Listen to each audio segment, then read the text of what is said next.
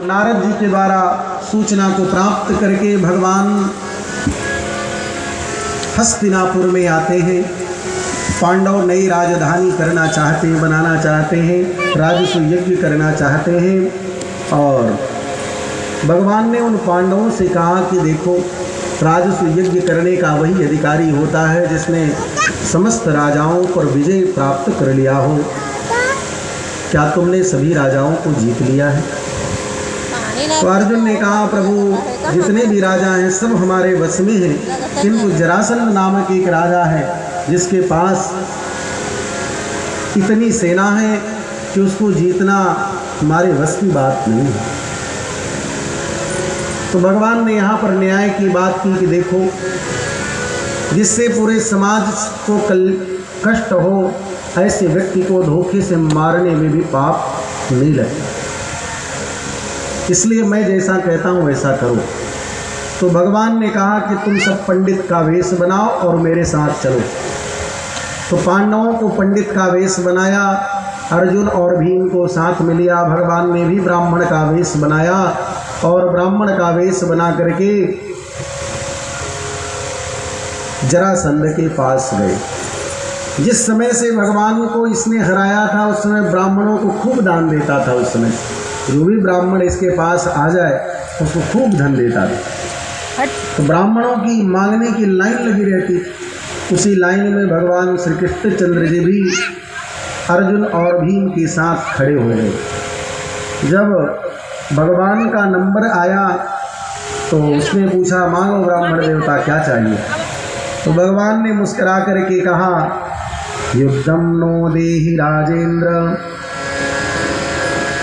युद्धम no देहि राजेंद्र, द्वंद्व सो यदि मन्यसे, युद्धार्थिनो वयं प्राप्ता राजन्यानान्यकांक्षिणः। युद्धम नो देहि राजेंद्र, हे राजन, यदि मुझे कुछ देना चाहते हो तो युद्ध प्रदान करो। युद्ध का नाम लेते ही तो होश में आ गया। उसने पूछा, तुम ब्राह्मण नहीं, तुम अपना परिचय बताओ, तुम हो कौन? क्योंकि ब्राह्मण कभी युद्ध नहीं मांग सकते। जरूर तुमने अपना परिचय छुपाया है, तुम अपना सही परिचय दो, तुम हो कौन? तो भगवान श्री कृष्ण ने कहा, मेरे बाईं ओर जो है इनका नाम अर्जुन है और दाहिनी ओर जो है इनका नाम भीम से। अच्छा, ये तो पांडव भाई हैं, तुम कौन हो? तो भगवान श्री कृष्ण ने कहा, मैं तुम्हारा पुराना शत्रु, इनके बुआ का लड़का कृष्ण है। अब तो महाराज कृष्ण नाम सुनते ही इसने सोचा कि जैसे तैसे मैंने इसको एक बार पराजित किया और यदि इस बार भी इसने मुझे पराजित कर दिया तो जीते जिताए पर पानी फिर जाएगा। तो जरासंध ने कहा, देखो मैं तुम्हारे साथ युद्ध तो कर नहीं सकता।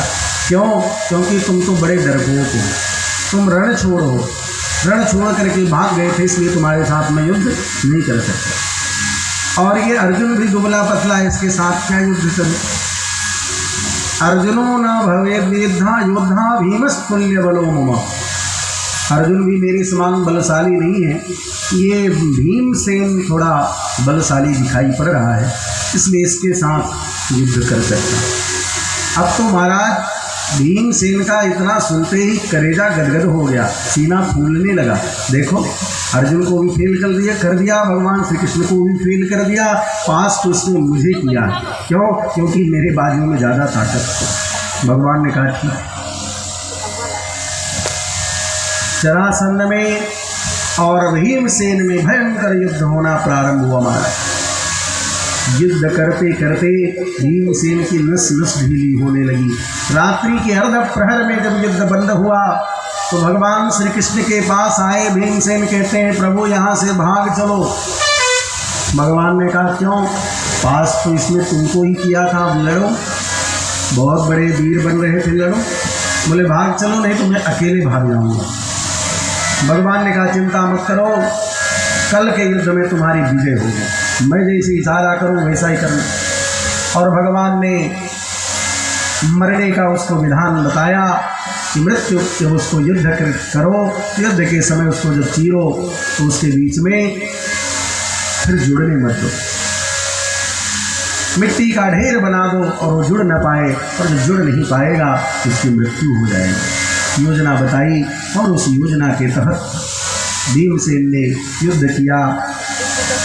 भीमसेन के द्वारा जरासंध को पराजित किया।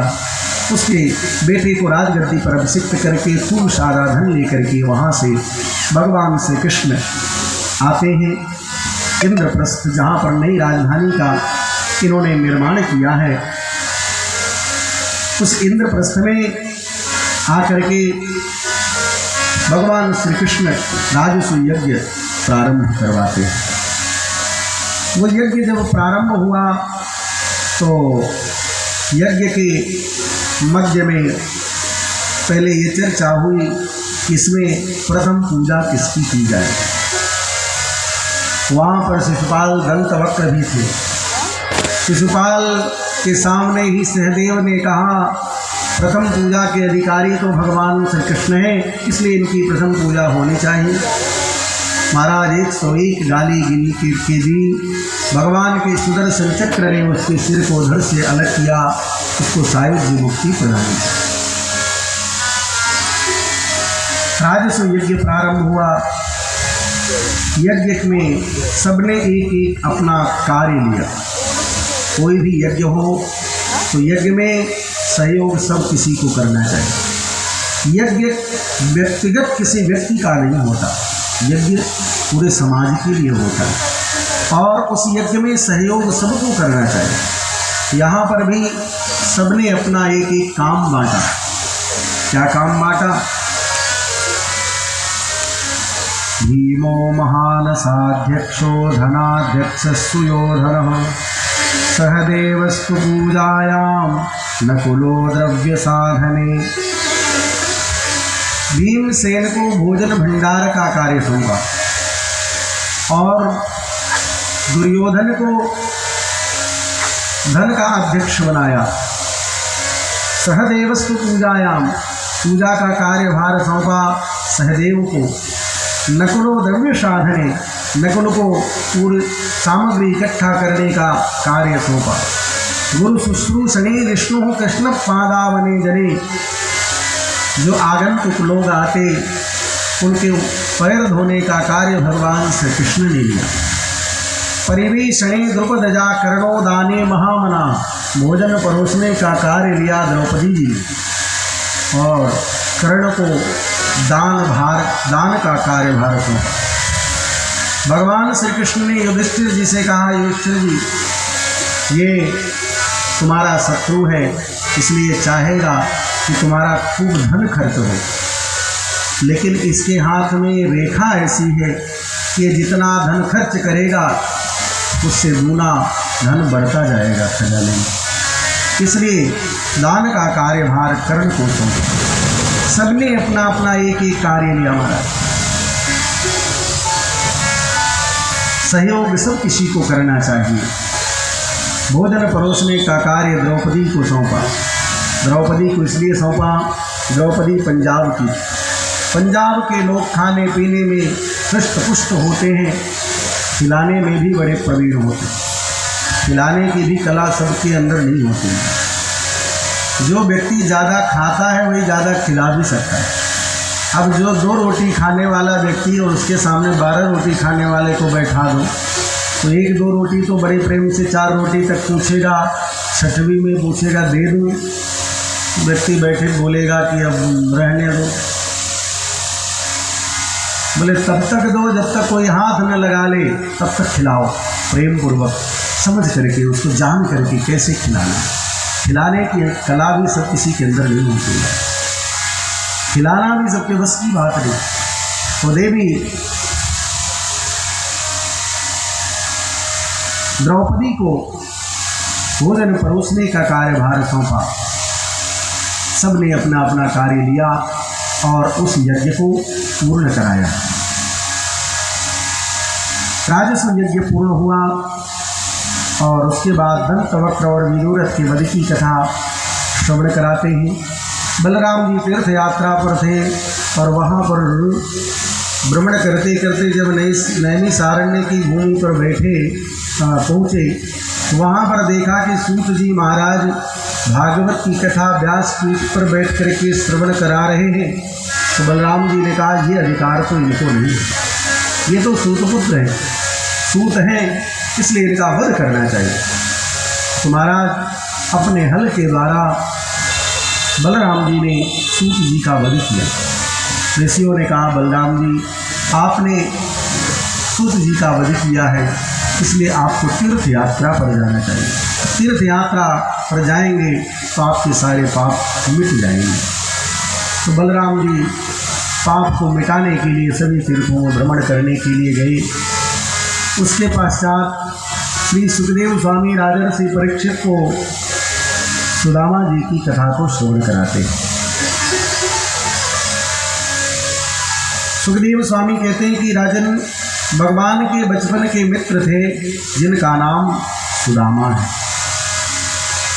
कृष्णस्यासीत् सखा कश्चित् ब्राह्मणो ब्रह्मवित्तमः विरक्त इंद्रियार्थेषु प्रशान्तात्मा जितेन्द्रियः। कृष्णस्यासीत् सखा कश्चित् ब्राह्मणो ब्रह्मवित्तमः। सुदामा जी को लेकर के लोगों के मन में बड़ी भ्रांति है। सुदामा जी के विषय में लोग उपहास करते हैं कि सुदामा घर घर भीख मांगते थे, भगवान के पास जब मिलने गए तो द्वारपालों ने धक्का मार करके उनको निकाल दिया। आजकल तो गीत भी लोगों ने ऐसा परोस दिया है, तो उस गीत को सुनो तो बड़ा कष्ट होता है। जो कि भागवत जी में सुदामा जी के विषय में ऐसा कहीं कुछ भी नहीं लिखा गया। क्या लिखा श्री सुखदेव स्वामी ने? कृष्णस्यासीत् सखा कश्चित् ब्राह्मणो ब्रह्मवित्तमः। सुदामा जी कौन हैं? बोले भगवान श्री कृष्ण के मित्र हैं। कृष्णस्यासीत् सखा कश्चित् ब्राह्मण है, ब्रह्म तेज से संपन्न है। ब्राह्मणो ब्रह्मवित्तमः विरक्त इंद्रियार्थेषु प्रशान्तात्मा जितेन्द्रियः। इंद्रियों में इनकी विरक्ति है, इनका जो मन है प्रशांत मन है, जितेंद्रिय है। ऐसे श्री सुदामा जी महाराज। सुदामा जी की पत्नी का नाम सुशीला है। एक दिन सुशीला जी ने सुदामा जी से आग्रह किया। आग्रह क्यों करना पड़ा? बोले ब्राह्मण के लिए तो ऐसा नियम है कि 1 वर्ष तक अपने खाने की सामग्री वो जमा करके रखे, ताकि 1 वर्ष तक उसको धन ढूंढने की आवश्यकता न पड़े। लेकिन सुदामा जी महाराज ऐसे अयाचक हैं, बोले जो 1 दिन के लिए भी अपने घर में अन्न नहीं रखते। महाराज शाम खाएं तो सुबह का ठिकाना नहीं रहता, सुबह खाएं तो शाम के लिए ठिकाना नहीं रहता। अपने और पति पत्नी दोनों तो रह लेते, किंतु बच्चों को बड़ा कष्ट हुआ। और ये दृश्य देख करके सुशीला जी को संतोष नहीं हुआ, क्योंकि बच्चों को जब कष्ट होता है तो माँ को अत्यधिक कष्ट होता है। उस कष्ट को माँ ही समझ सकती है। तो सुशीला जी को बड़ा कष्ट हुआ। उन्होंने सोचा कि इनके मित्र परब्रह्म परमात्मा भगवान श्री कृष्णचंद्र जी हैं। यदि ये भगवान से मिलने के लिए एक बार चले जाते तो भगवान इनकी स्थिति परिस्थिति को देख करके समझ जाते और खूब धन वैभव इनको दे देते। फिर हमारे बच्चों के जीवन में जो कष्ट है, जो भूख से पीड़ित रहते हैं, ये पीड़ा मिट जाती है। तो सुशीला जी ने सुदामा जी से आग्रह किया कि सुदामा जी, आपके बचपन के मित्र भगवान श्री कृष्ण हैं, हमने सुना है, आप उनसे मिलने क्यों नहीं जाते? एक बार आप मिलकर के आते तो भगवान का हमारे ऊपर अनुग्रह हो जाता। सुदामा जी एक बार सोचने लगे, ये भगवान से मिलने के लिए किस लिए कह रही है? बोले धन प्राप्त करने के लिए।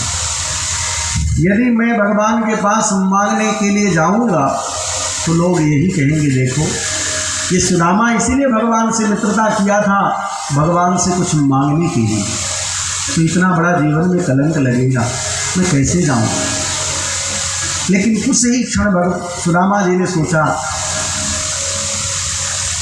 भगवान से कुछ मांगने के लिए नहीं, लेकिन भगवान का दर्शन करने के लिए जरूर जाऊंगा। बड़ो निष्काम से चोर होना धाम ढीग आई निज भामो प्रीति हरि सोच है। बड़ो निष्काम से चोर होना धाम ढीग आई निज भामो प्रीति हरि सोच है। सोच परो हियो हरो दाढ़ो लेके करो बोलो हारू सरसाई है। जाओ एक बार वह बदन बिहार आओ, जाओ एक बार बदन बिहार आओ, जो पर छुपाओ लाओ सुखदाई है। कहीं भली बात सब लोगों में कलंक हुए हैं, जानियत आही है जानियत आही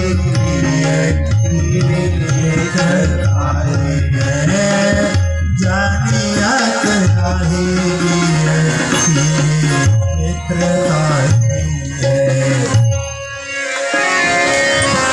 सुदामा जी ने सोचा कि पर ब्रह्म परमात्मा का दर्शन तो करना चाहिए। सुदामा जी वास्तव में मन से बहुत संतुष्ट है। लोग कहते सुदामा जी दरिद्र थे, किंतु सुदामा जी दरिद्र नहीं है। दरिद्र कौन है? सही भवति दरिद्रो यस्य तृष्णा विशाला, जिसके अंदर विशाल तृष्णा है वो दरिद्र है। मनसि च परितुष्टे कोऽर्थवान् को दरिद्र, जो मन से संतुष्ट है वो दरिद्र नहीं हो सकता। गोधन गजधन बाजधन और रत्न धन खान, जब आवै संतोष धन सब धन धूरी समान। सुदामा जी के पास में संतोष रूपी धन है महाराज। और शास्त्र तो कहता है जिसके जीवन में संतोष नहीं है उसको आप संसार का पूरा रत्न संपूर्ण रत्न सोना दे दो, पृथ्वी समर्पित कर दो। पृथ्वी रत्न संपूर्णा हिरण्यम पशवस्त्रियः नालमेकस्य तत्सर्वम् इति मत्वा समम ब्रजेत। पूरी पृथ्वी प्रदान कर दो, को सारे रत्न प्रदान कर दो, और संसार की सबसे सुंदरी स्त्रियों को प्रदान कर दो, फिर भी उसके अंदर यदि संतोष नहीं है तो उसको संतुष्टि नहीं मिल सकती। एतत् पृथिव्यां बृहि एवं हिरण्यं पशवस्त्रियः एकस्यापि न पर्याप्तं तस्मात् तृष्णा परित्यजेत्। इसलिए तृष्णाओं को त्यागना चाहिए। और सुदामा जी के जीवन में तृष्णाओं का प्रशमन हो चुका है। कोई लोक तृष्णा नहीं, कोई वित्त तृष्णा नहीं। लेकिन जब पत्नी ने आग्रह किया तो सुदामा जी ने सोचा चलो पर ब्रह्म परमात्मा का दर्शन कराएंगे। अयम ही परमो लाभ उत्तम श्लोक दर्शनम। जीवन का यही तो सबसे बड़ा लाभ है कि परब्रह्म परमात्मा का दर्शन मिले। सुदामा जी कहते हैं कि हे भगवान, ऐसी पत्नी तो सब किसी को मिलनी चाहिए जो पर ब्रह्म परमात्मा से मिलने की प्रेरणा दे। सुंदर पत्नी भी भगवान की कृपा से ही मिलती है। सुदामा जी कहते हैं, आज मेरी पत्नी ने पर ब्रह्म परमात्मा से मिलने की मुझे प्रेरणा दी। सुदामा जी कहते हैं कि देवी, मित्र के घर और गुरु के घर कभी खाली हाथ नहीं जाना चाहिए। तुम जानती हो घर में एक अन्न का दाना अपना नहीं है, मैं क्या लेकर के जाऊं भगवान श्री कृष्ण से मिलने के लिए। सुदामा जी की पत्नी सुशीला जी ने कहा, इसकी चिंता आप मत करिए, इसकी व्यवस्था मैं करती हूँ। सुशीला जी गई, 4 घरों में 4 मुट्ठी चावल मांग करके ले आई। चाहती तो एक ही घर से 4 मुट्ठी चावल मांग लेती, बोरी के बोरी भी मिल जाती, किंतु 4 मुट्ठी चावल 4 घरों से लेकर के आए। बुद्धिमान लोग बुद्धिमानी का ही परिचय देते हैं। बोले भगवान जब 4 मुट्ठी चावल 4 ग्रहों का अलग अलग देखेंगे तो उनको देखने में ये 1 मिनट भी समझने में नहीं लगेगा इनका एक दाना भी अपना नहीं है। यदि अपना इनका दाना होता तो एक समान होता। 4 मुट्ठी 4 घरों से ले आई और उसको भी ऐसे कपड़े में बांधा जो 10-5 जगह से सिला हुआ, बांध करके दे दिया। जब जाने लगे सुदामा जी, तो सुदामा जी ने कहा, देवी मैं जाऊंगा और मेरा मित्र मेरा हाल समाचार पूछेगा, बता दूंगा। जब वो ये पूछेगा कि आपने विवाह किया कि नहीं तो ये भी बता दूंगा। पूछेगा कि भाभी जी ने मेरे लिए कुछ भेजा है तो ये चावल की पोटली भी उसको दे दूंगा। क्या तुम्हारे कुछ संदेश भी हैं? तो सुशीला जी ने कहा, हाँ, मेरे संदेश भगवान से कह देना, 1 मास 2 पाख में 2 एकादशी हुए। 1 मास 2 पाख में 2 एकादशी होए, मेरे घर गोपाल जी नित्य एकादशी हुई। ये समाचार कह देना। तो सुदामा जी की दृष्टि में तो लगा कि मेरी पत्नी कहना चाह रही है कि हे प्रभु आपकी इतनी भक्ति करती हैं कि हमारे यहाँ तो आपकी नित्य प्रतिभक्ति होती है, नित्य एकादशी का व्रत होता है। सुदामा जी की दृष्टि में तो ये लगा। और श्री ठाकुर जी की दृष्टि में, बोले ठाकुर जी की दृष्टि में ये हुआ कि जब 2 ही एकादशी होती है तो इनको डेली एकादशी करने की जरूरत क्यों पड़ रही है? इसका मतलब क्या है? बोले अन्न की व्यवस्था नहीं है। सुदामा जी चले महाराज।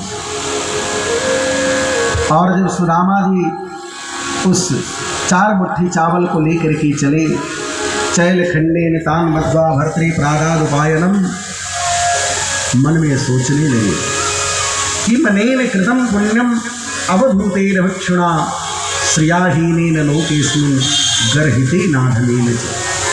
भगवान जब मार्ग में सुदामा जी चलने लगे भगवान से मिलने के लिए, तो सोचते हैं कि आज मेरा कितना बड़ा प्रारब्ध प्रबल है कि जो परब्रह्म परमात्मा से मेरी भेंट होगी, परब्रह्म परमात्मा से मिलना होगा।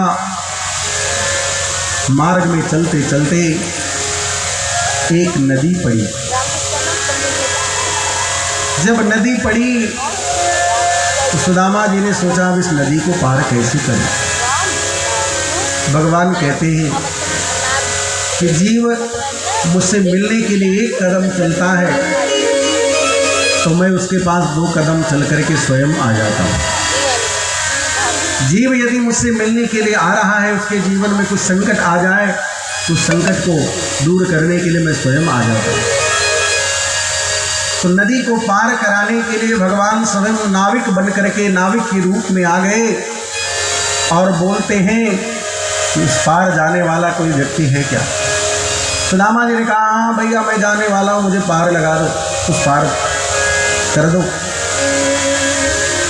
सुदामा जी नौका में बैठने लगे तो ये नाविक कोई और नहीं, पर ब्रह्म परमात्मा भगवान श्री कृष्णचंद्र जी नाविक के रूप में आ गए थे और सुदामा जी को बार बार देख रहे हैं, मुस्कुरा रहे हैं। सुदामा जी नाव में बैठ गए। जब बैठ गए तो भगवान बार बार देख करके मुस्कुरा रहे थे। सुदामा जी ने पूछा कि भैया ये तो मुझे बार बार देख करके क्यों मुस्कुरा रहे हैं? तो भगवान ने पूछा मैं आपसे एक बात पूछूं? बोले कहाँ जा रहे हैं? तो सुदामा जी ने कहा आप तुम पूछ रहे हो तो बता देता हूँ। वो जो द्वारिका नगरी है ना, वहाँ के जो राजा भगवान श्री कृष्णचंद्र जी हैं ना, वो मेरे बचपन के सखा हैं और मैं उनसे मिलने के लिए जा रहा हूँ। तो भगवान मुस्कुराने लगे। बाहर सुदामा, दुनिया बदल गई किंतु तुम नहीं बदले। भगवान की मुस्कान को देख करके सुदामा जी ने कहा भैया तुम यही सोच रहे हो ना कि कैसा मित्र है जिसकी धोती फटी है, उधड़ी सी रस्सी है, यही सोच रहे हो कैसा मित्र है? मैं तुमसे बताऊं, मेरा कन्हैया ये वस्त्रों को नहीं देखता, ये स्वरूप को नहीं देखता, वो तो अंतर आत्मा को देखता है। जीव का कैसा प्रेम है, वो तो प्रेम को पकड़ता है, वो भाव को ग्रहण करता है। भगवान की आंखों से अश्रु समुच्छलित हो गए। बाहरी सुदामा पार कराया नदी को। सुदामा जी ने पूछा कि भैया यहाँ से द्वारिकापुरी कितनी दूर है?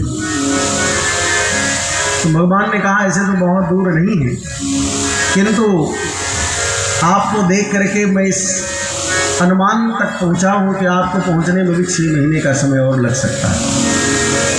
सुदामा जी ने कहा हे भगवान, इतने दिनों से तो चलते चलते आ रहा हूं और अभी 6 महीने का समय लगेगा? ये कन्हैया तुम्हारी नगरी बड़ी दूर है, अब इस नगरी को अपनी नगरी में पहुंचाने की सामर्थ्य तो तुम्हारी ही है। देखो मैं जो तुमसे मिलने के लिए आ रहा हूं ना, कोई कामना को लेकर के मिलने के लिए नहीं आ रहा हूं, मैं केवल तुम्हारा दर्शन करने के लिए आ रहा हूं। अब तो तुम ही अपनी नगरी में ले चलो, मेरी सामर्थ्य नहीं। दूर नगरी बड़ी दूर नगरी, बड़ी दूर नगरी, दूर नगरी बड़ी दूर नगरी, बड़ी दूर नगरी। कैसे आऊं रे कन्हाई, कैसे आऊं रे कन्हाई, तेरी गोकुल नगरी बड़ी दूर नगरी, बड़ी दूर नगरी।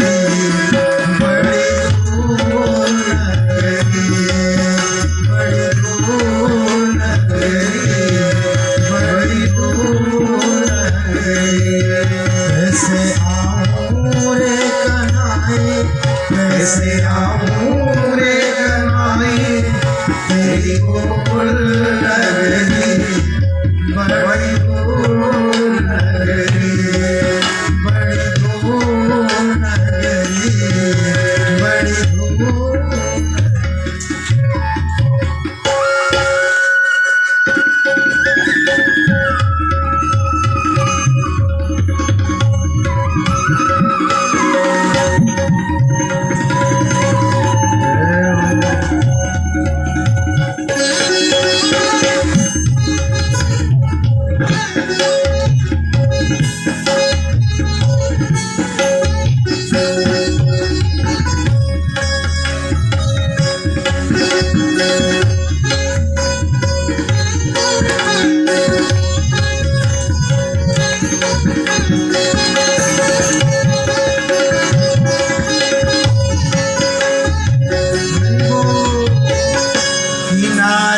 चलूं तो कान्हा पायल मोती भीजे, किनारे चलूं तो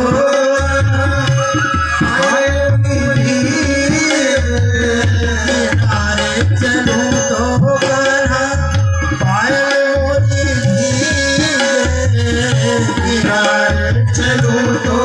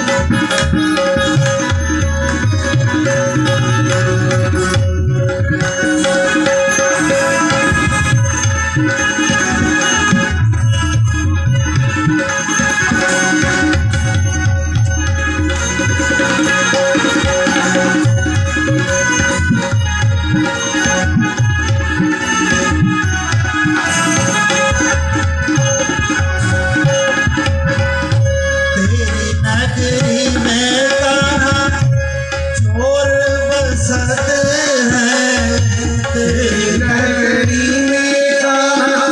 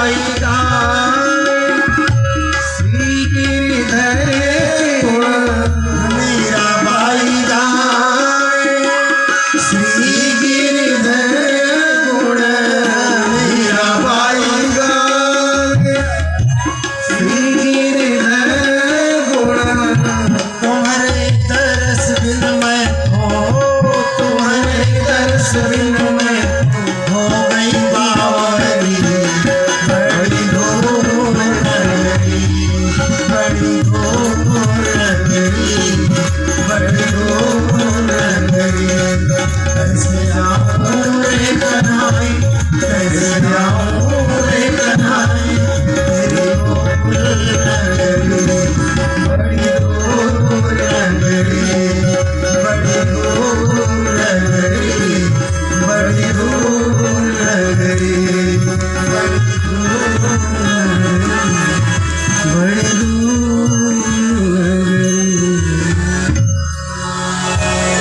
बोले भक्त वत्सल भगवान की। इस प्रकार सुदामा जी ने मनोभाव को प्रकट किया। सुदामा जी कहते हैं ठाकुर तेरी 1000 बार गरज पड़े तो मुझे बुलाओ, मैं तो यहीं पर सो रहा हूँ। आधी धोती ताने, आधी बिछाए और आधी ओढ़े और वहीं पर मिट्टी के ढेले का तकिया बना करके सो गए। किंतु श्री ठाकुर जी की कृपा करुणा देखो, सोए थे नदी के किनारे, जब नेत्र खुले तो उन्हें द्वारिकापुरी का दर्शन हो रहा है। बड़े बड़े प्रासाद, बड़े बड़े महल दिखाई पड़ रहे हैं सुदामा जी को। सुदामा जी ने सोचा ये हम कहाँ आ गए। एक व्यक्ति को बुला करके सुदामा जी ने कहा भैया ये कौन सी नगरी है। उसने बताया ये द्वारिकापुरी। सुदामा जी ने कहा यदि ये द्वारिकापुरी है तब तो हमारे भगवान श्री कृष्णचंद्र जी का महल भी यही कहीं होगा। भैया यहाँ के राजा जो भगवान श्री कृष्णचंद्र जी हैं उनका महल कौन सा है। तो लोगों ने बताया बस ये जो सामने सुंदर महल दिखाई पड़ रहा है यही तो भगवान श्री कृष्ण का महल है।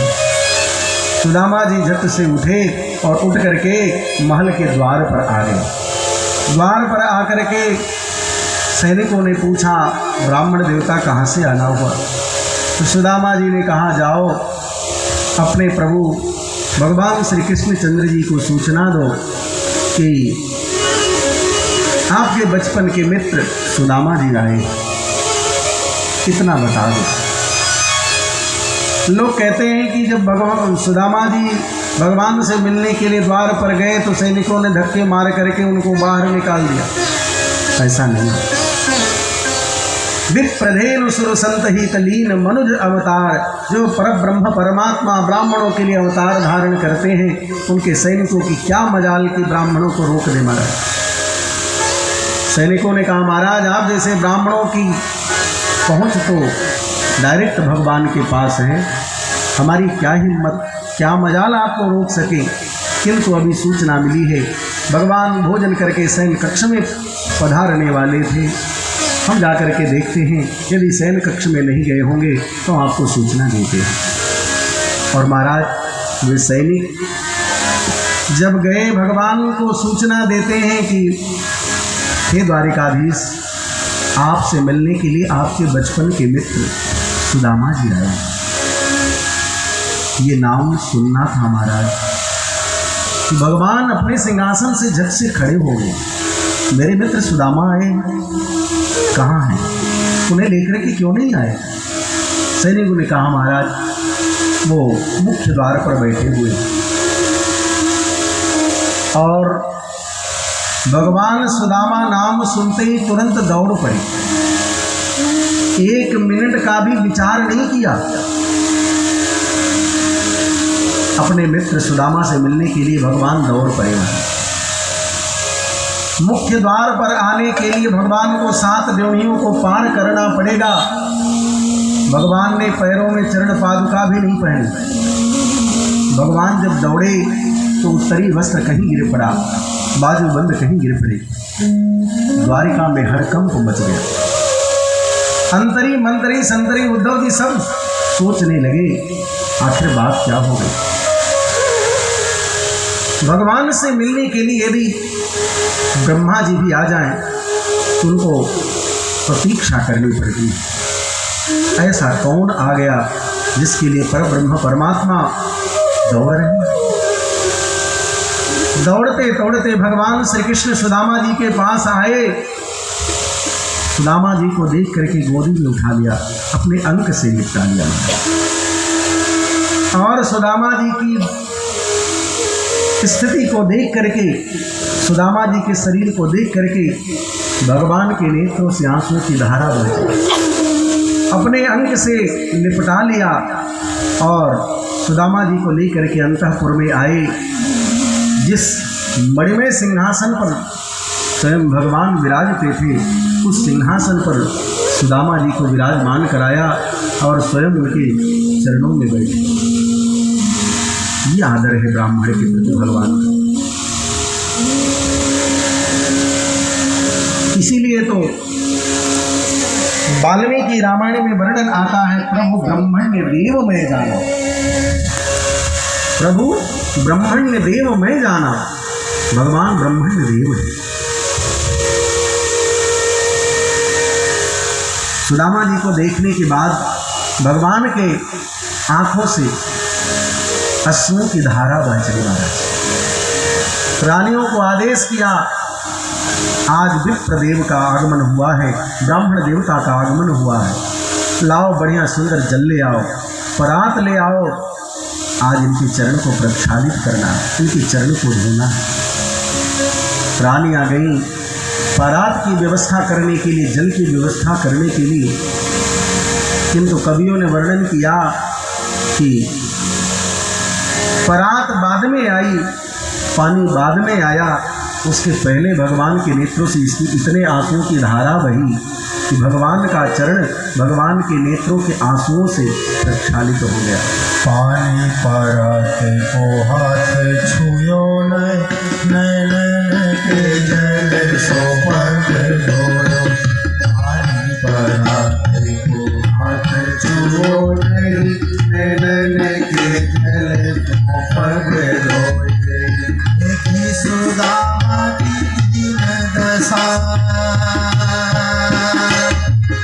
देखी सुदामा की दीन दशा, करुणा करके करुणा में रोए।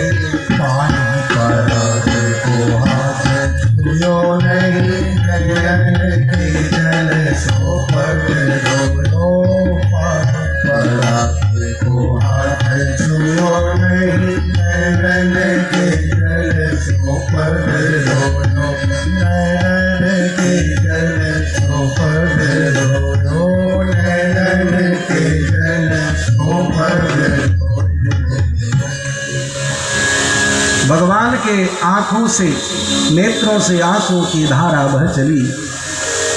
परात का पानी छुआ तक नहीं भगवान ने और सुदामा जी के चरण प्रक्षालित हो गए। भगवान के चरण प्रक्षालित करके भगवान स्वयं सुदामा जी को प्रणाम करते हैं और उसके बाद रानियों को भी आदेश किया, देखो हमारे बचपन के मित्र जरूर हैं किंतु ये ब्राह्मण देवता हैं, तुम लोग भी इनको प्रणाम करके आशीर्वाद लो। रानियों ने प्रणाम करना प्रारंभ किया। महाराज वह सबसे पहले रुक्मिणी जी बड़ी थी, इसलिए रुक्मिणी जी आई और रुक्मिणी जी ने सुदामा जी के श्री चरणों में प्रणाम करते हुए कहा कि मेरा नाम रुक्मिणी है, मैं आपके श्री चरणों में प्रणाम करती हूँ। रुक्मिणी नाम सुनते ही सुदामा जी ने खूब आशीर्वाद दिया। श्रीर्वर्चस्वमायुष्यमारोग्यमाविदाक्षोभमानं मह्यते धनं धान्यं पशुं बहुपुत्रलाभं सत्संवत्सरं दीर्घमायुः। मंत्रार्था सफला सन्तु पूर्णा सन्तु मनोरथाः। शत्रूणां बुद्धिनाशोऽस्तु मित्राणामुदयस्तव। देवी चिर सौभाग्यवती रहो, पति प्रिया भव, अखंड सौभाग्यवती भव। जितना आशीर्वाद था सब आशीर्वाद दिया। सत्यभामा जी आई, जाम्बवती जी आई, सब अलग अलग रानियां आती जा रही और सुदामा जी को प्रणाम करती जा रही। महाराज ऐसे ऐसे करके 100-200 पार कर गए। सुदामा जी जितना आशीर्वाद दे रहे थे उस आशीर्वाद में थोड़ी कमी होने लगी। पहले तो खूब मंत्रों की लड़ी लगा करके आशीर्वाद दिया और उसके बाद एक मंत्र, फिर उसके बाद सौभाग्यवती सौभाग्यवती भव, और अंत में जब 200-400 पार कर गई तो केवल भव भव निकलने लगा, भव भव। बाद में सुदामा जी ने कन्हैया को पास में बुलाया और बोला, कन्हैया ये सब अपनी ही है ना? भगवान ने कहा हाँ सब अपनी है। सुदामा जी ने कहा कि अभी और कितनी है, एक बार बता देता तो मेरे मन में संतोष हो जाए।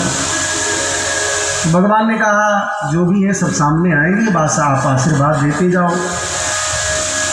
सुदामा जी ने कहा देख कन्हैया दुबलो पतलो ब्राह्मण हूँ और दुबले पतले हाथ ये आशीर्वाद देते देते हाथ उठाते उठाते मेरे हाथ बहुत थक गए, इसलिए तू बता दे कितनी है। तो भगवान ने कहा ज़्यादा नहीं, बस 16,108 है। तो सुदामा जी ने कहा कि भैया देख कितने रानी को आशीर्वाद मैं ना दे सकूं, तू सबको पति है और तू सबकी तरफ से आशीर्वाद ले दे, मैं तुझे आशीर्वाद दे दूँ। तो भगवान ने कहा जैसी आपकी आज्ञा।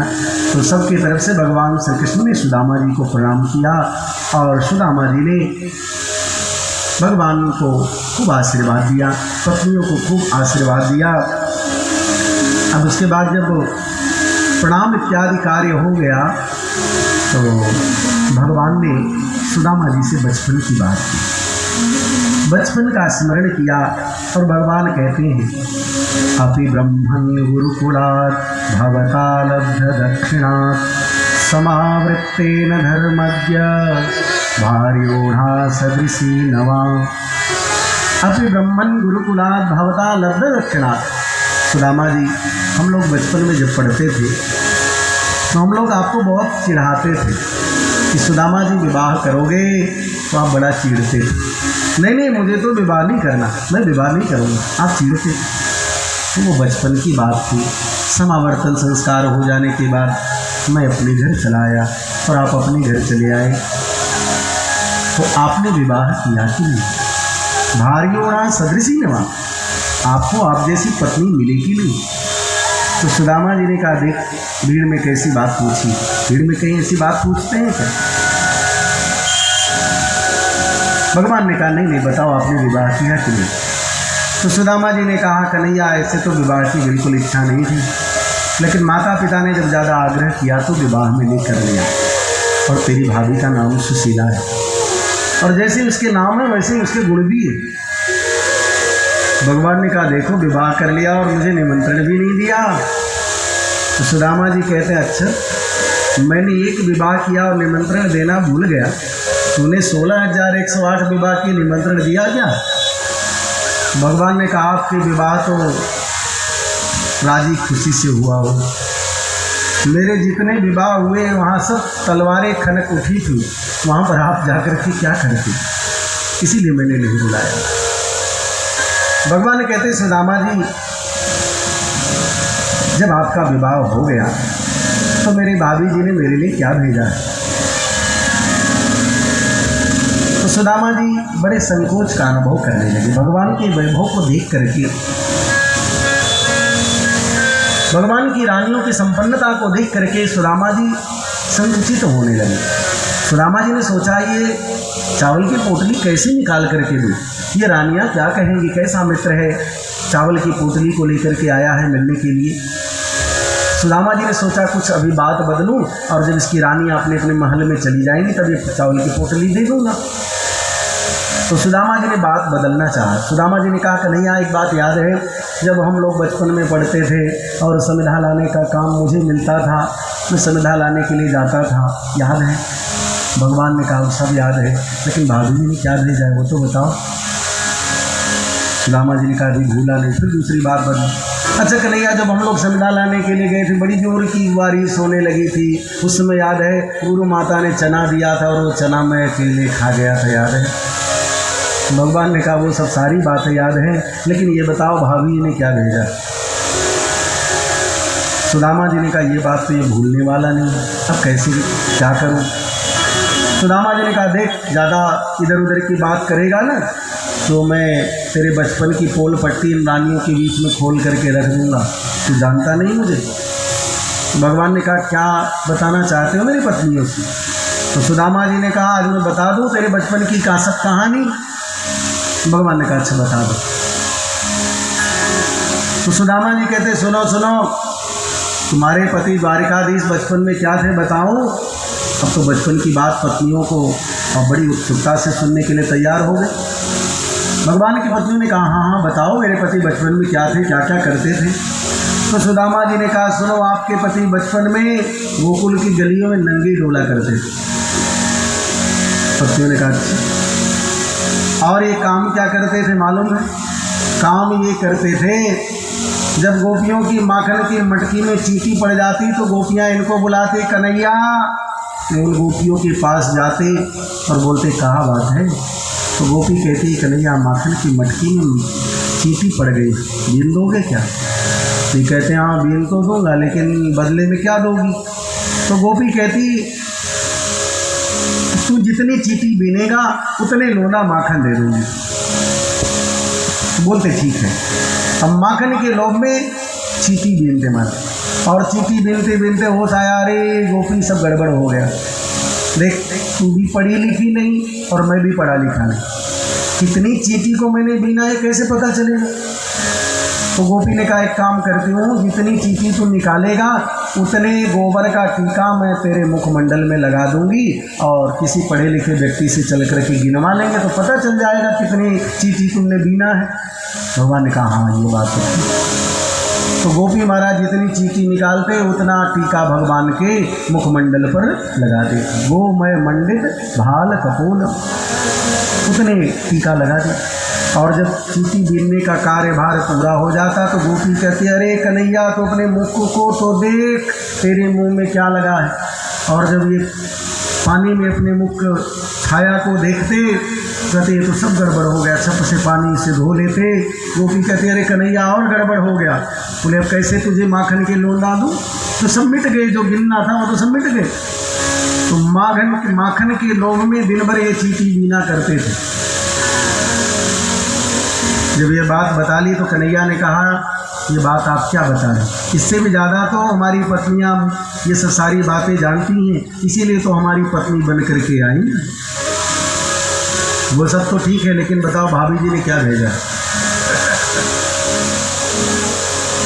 सुदामा जी ने कहा हे भगवान क्या करें। तो भगवान ने इशारा किया सुदामा जी आप चिंता मत करो, आप जो ये सोच रहे हो चावल की पोतली कैसे दूं, तो भगवान इशारा करते हैं कि पत्रम पुष्पम फलम तोयम यो मे भक्त्या प्रयच्छति तदहम भक्त्युपहृतम अस्नामि प्रयतात्मनः। कन्हैया कहते हैं, गोविंद कहते हैं ये ब्राह्मण देवता मुझे प्रेम से कोई पत्र समर्पित कर दे, पुष्प समर्पित कर दे, जल समर्पित कर दे, भक्त्या प्रयच्छति, किस प्रकार, बोले प्रेम से भक्ति पूर्वक, तदम भक्ति परितम अस्नामि प्रयतात्मनः, उसको मैं बहुत कुछ मान करके स्वीकार करता हूँ, प्रेम से मुझे वस्तु समर्पित करके तो देखो। फिर भी सुदामा जी देना नहीं चाहते। भगवान ने जबरदस्ती सुदामा की कोख से, भगवान कांख से उस चावल की पोटली को छीन लिया, हमारा जबरदस्ती ले लिया।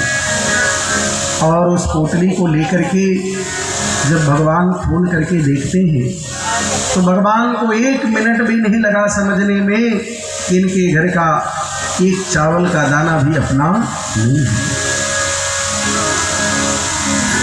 भाभी के समाचार को बताना नहीं पड़ा और भगवान के मुख से निकल पड़ा, होनी है सो हो चुकी अब ना ऐसी होए, होनी है सो हो चुकी अब ना ऐसी होए, भाभी तेरे महल में नित्य द्वादशी होए, नित्य द्वादशी। तो भाभी अब चिंता मत करो, अब तक जो होना था सो हो गया। भगवान तो चाहते हैं कि जीव मेरी ओर आए मुझसे कुछ याचना करे और मैं उसको प्रदान करूं। भगवान तो चाहते हैं। और जब सुदामा जी आए तो 1 मिनट भी नहीं लगा भगवान को सब कुछ देने में। चावल की पोटली को खोल करके भगवान उस चावल में से 1 मुट्ठी चावल लेकर के भगवान ग्रहण करते। इति मुष्टिम शकजगद्वादितीयां जग्धुमाददे तावत् श्रीर्जगृहे हस्तं तत्परा परमेष्ठिनः।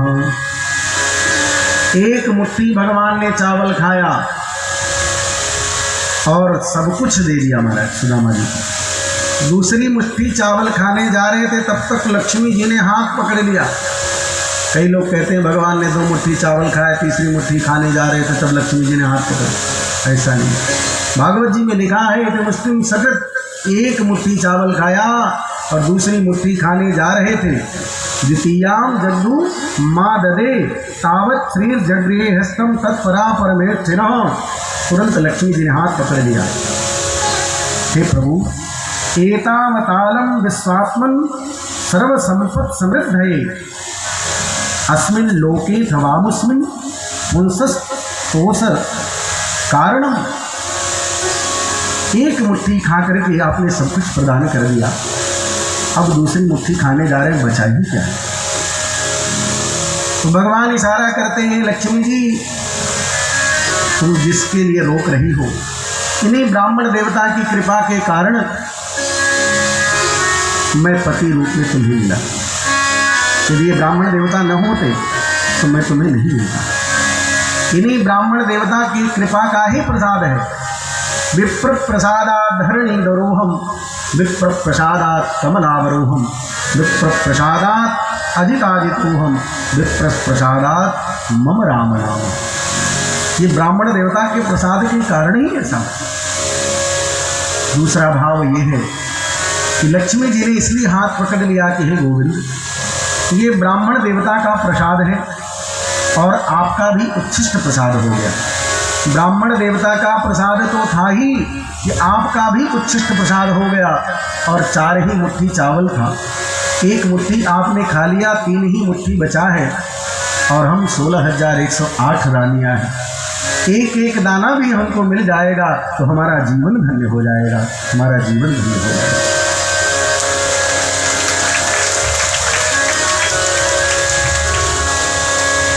ये परब्रह्म परमात्मा का उच्छिष्ट प्रसाद है, मानो इसलिए लक्ष्मी जी ने हाथ को पकड़ लिया। और उसके बाद भगवान सुदामा जी से हाल समाचार पूछते हैं, सुदामा जी को सुंदर भोजन कराते हैं।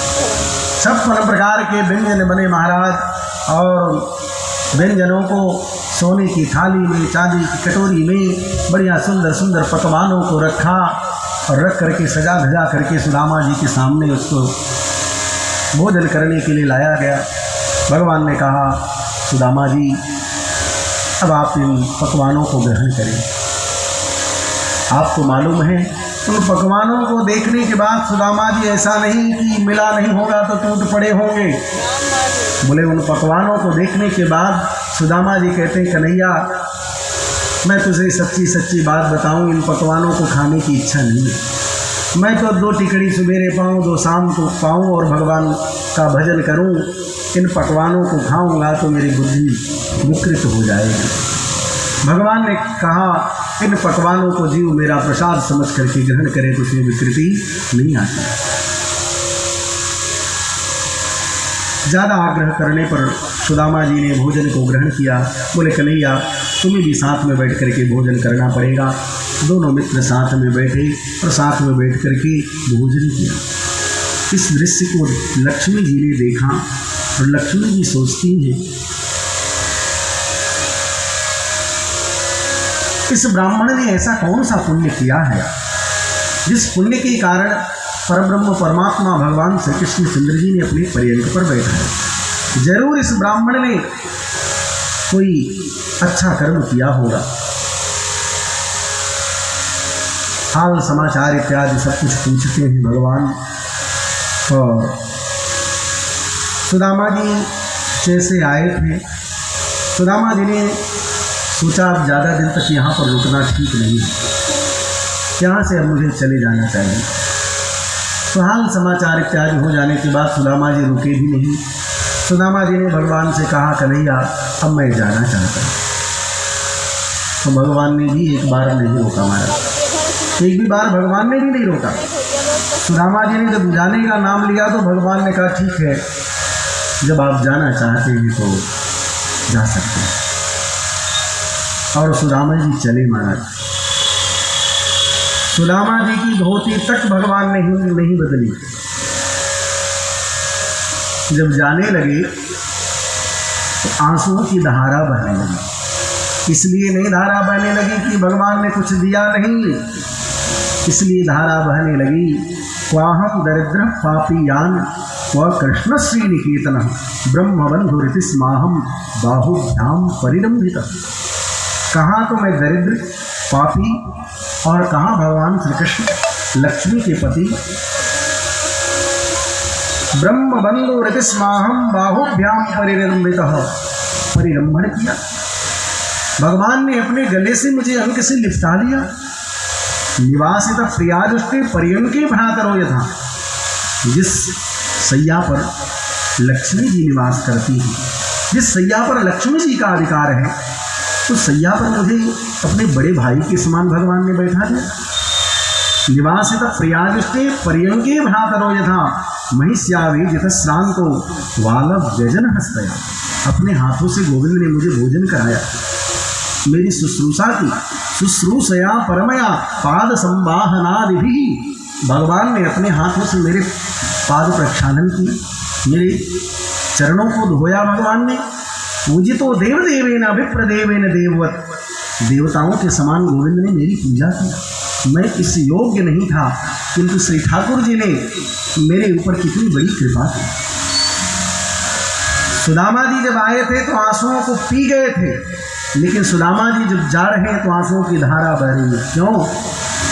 क्योंकि आते समय भगवान ने इसलिए, सुदामा जी ने इसलिए नहीं रोया कि यदि रोऊंगा तो लोग समझेंगे गरीब ब्राह्मण है, कुछ मांगने के लिए आए। और जाते समय अपनी आंसुओं को रोक नहीं पाए। भगवान के स्वागत सम्मान से इतने संतुष्ट हुए कि सुदामा जी कहते हैं, हमारा जीवन धन्य हो गया। आज मैं अपने भाग्य की क्या सराहना करूं, पर ब्रह्म परमात्मा ने आज अपने सुकोमल हाथों से मेरे पैरों को प्रक्षालित किया। सुदामा जी लौट करके आए अपनी द्वारिका, अपनी सुदामापुरी। और जब लौट करके आए महाराज तो अपनी नगरी को पहचान न सके। क्यों? परब्रह्म परमात्मा भगवान श्री कृष्णचंद्र जी ने सुदामापुरी को सोने की नगरी बना दिया। बड़े बड़े महल बना दिए, दिव्य महल बना दिया। जैसे राज राजाओं का महल होता है, उनसे भी सुंदर सुदामा जी का महल बना करके तैयार कर दिया। सुदामा जी की पत्नी सुशीला जी के लिए दास दासियों को रख दिया। किसी वैभव की कोई कमी नहीं। जो वैभव द्वारिका में था वही वैभव भगवान ने सुदामा जी की नगरी में प्रकट कर दिया। मैंने सुदामा डरने लगी, ये भगवान मेरी नगरी कहाँ चली गई? मंदिर है सुदामा, मंदिर है सुदामा, मंदिर है सुदामा, मंदिर है।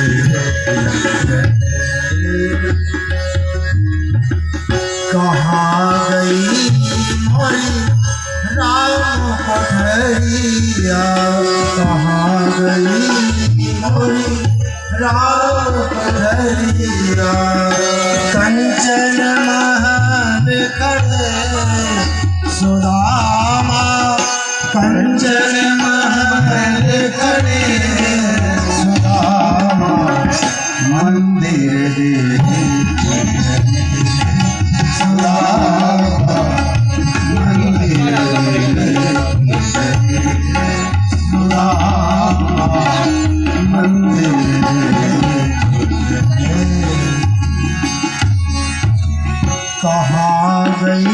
मोरी पानी की कुटिया कहाँ गई मोरी पानी की कुटिया